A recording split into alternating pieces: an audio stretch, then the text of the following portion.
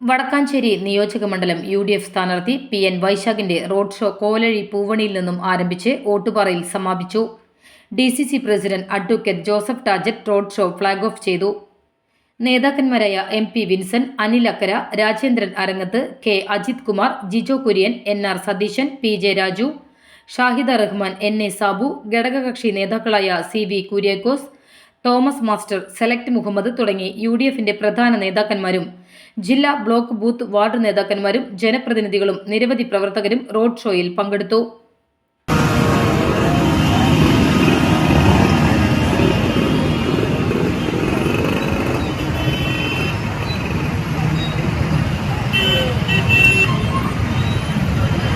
എവിടെ